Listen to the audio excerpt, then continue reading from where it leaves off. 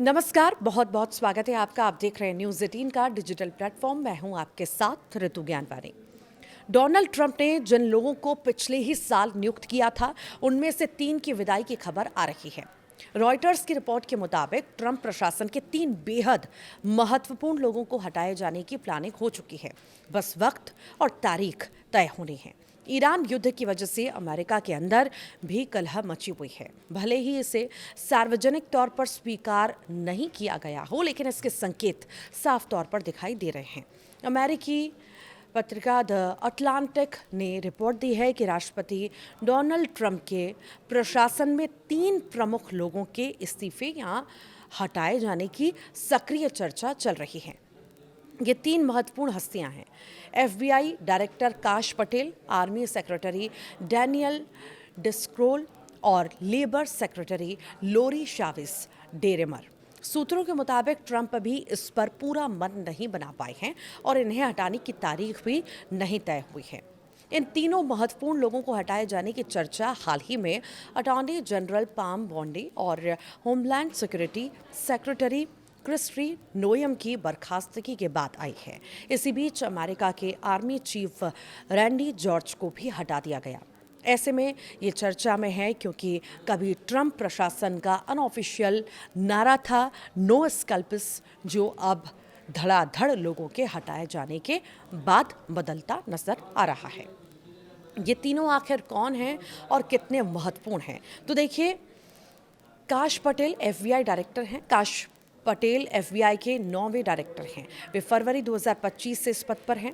उन्हें ट्रंप के सहयोगी पूर्व नेशनल सिक्योरिटी काउंसिल के काउंटर टेररिज्म डिप्टी और इंटेलिजेंस अधिकारी के तौर पर जाना जाता है। वे डीप स्टेट के खिलाफ अपनी सख्ती के लिए मशहूर हैं। उनका हटाया जाना इसीलिए भी महत्वपूर्ण हो जाता है क्योंकि एफबीआई अमेरिका की सबसे बड़ी जांच एजेंसी है।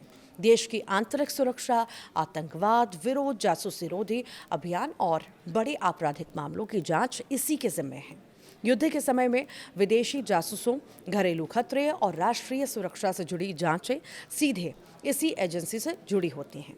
38 से 39 साल के ड्रिस्कोल अमेरिका के सबसे युवा आर्मी सेक्रेटरी हैं, जिन्होंने पिछले साल फरवरी में पदभार संभाला था।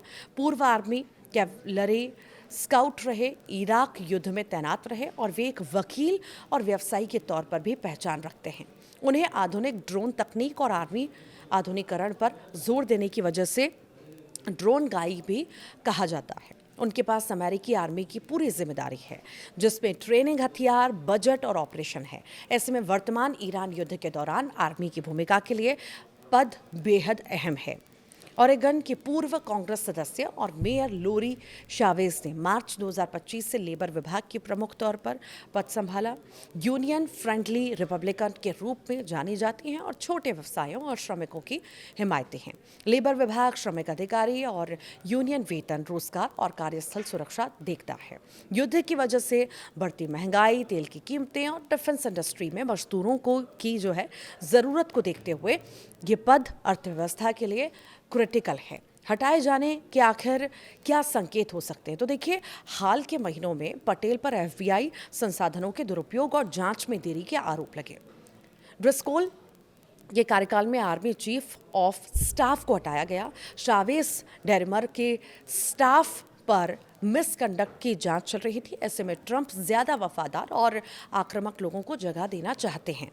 युद्ध प्रबंधन, घरेलू सुरक्षा या अर्थव्यवस्था पर ट्रंप की उम्मीदों से मेल नहीं खा रहे। हालांकि इन्हें हटाने की टाइमिंग सबसे ज्यादा अहम है। वर्तमान में अमेरिका, इजराइल, ईरान युद्ध अपने चरम पर है। हॉर्मुज जल डमरू मध्य, तेल आपूर्ति और मिसाइल हमलों की खबरें रोज आ रही हैं। युद्ध में आर्मी की तैयारियों और रणनीति सीधे उनके अधीन है। अगर ट्रंप युद्ध जल्दी खत्म करने या और तेज करने का फैसला कर रहे हैं, तो आर्मी लीडरशिप में बदलाव उसका संकेत हो सकता है। और युद्ध के दौरान ईरानी जासूसी, घरेलू आतंकवाद और जांच एजेंसियों का समन्वय एफबीआई पर निर्भर करता है। अगर कोई सॉफ्ट रवैया नजर आ रहा हो, तो ट्रंप इसे बदलना चाहते हों। युद्ध ने अर्थव्यवस्था पर असर डाला है।